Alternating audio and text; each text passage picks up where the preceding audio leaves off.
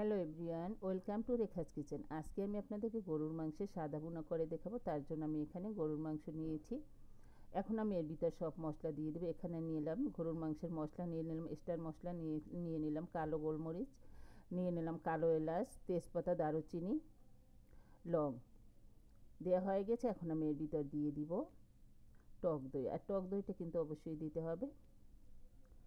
এখন আমি এর ভিতর দিয়ে দিব কাঁচা মরিচ বাটা। কোনো রকমের মরিচের গুঁড়া আমি এর ভিতর ব্যবহার করব না। এখানে আমি দিয়ে দিলাম কয়েকটি কাঁচা মরিচ, দিয়ে দিলাম ধনিয়ার গুঁড়ো 1 টেবিল চামচ, দিয়ে দিব 1 টেবিল চামচ পরিমাণ জিরার গুঁড়া, হলুদ এবং লাল মরিচ আমি এর ভিতর ব্যবহার করব না। দেখতেই পাচ্ছেন দেওয়া হয়ে গেছে। এখন আমি এর ভিতর দিয়ে দিলাম স্বাদ মতো লবণ, দিয়ে দিব পেঁয়াজ কুচি। পেঁয়াজের পরিমাণটা কিন্তু এর ভিতরে একটু বেশি দিতে হয়। আর এর ভিতরে এখন আপনারা দিবেন আদা বাটা এবং রসুন বাটা। আমার দিতে মনে নেই, পরে দিয়েছিলাম।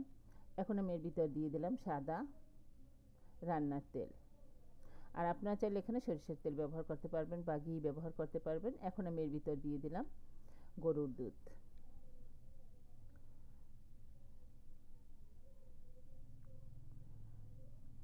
এখন খুব সুন্দর করে আমি সব কিছুকে একটু মাখিয়ে নিব। যত সুন্দর করে মাখিয়ে নেবেন ততই কিন্তু ভালো হবে।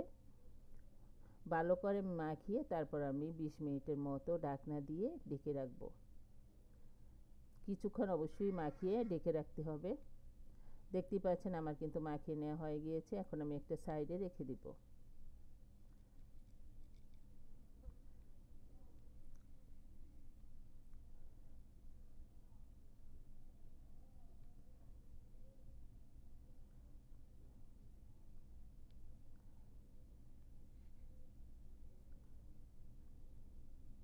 ফিরে আসবো 20 মিনিট পরে।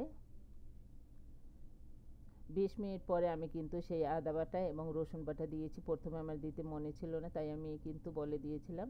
এখন আবারও সব কিছুকে আমি একটু ভালো করে মাখিয়ে তারপর চুলায় বসিয়ে দিব।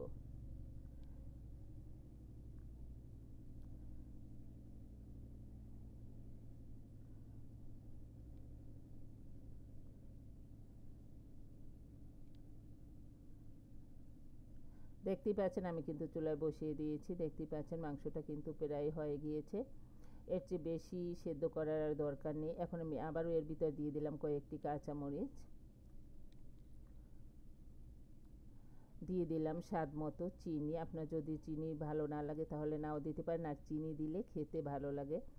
এখন আমি এর ভিতর দিয়ে দিব ঘি। আমি এর ভিতর 1 টেবিল চামচ পরিমাণ ঘি দিয়েছি। ঘি দেবার কারণে খুব সুন্দর একটা ফ্লেভার আসবে, আর অবশ্যই ঘিটা দিবেন উঠাবার আগে।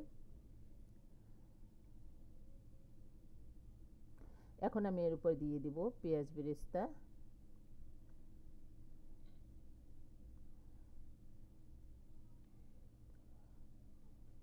মাংসটা কিন্তু পুরোপুরি আমার রান্না হয়ে গিয়েছে। এর চেয়ে বেশি ঝোল টানাবার আর দরকার নেই। এখন আমি উঠিয়ে পরিবেশন করে নিব।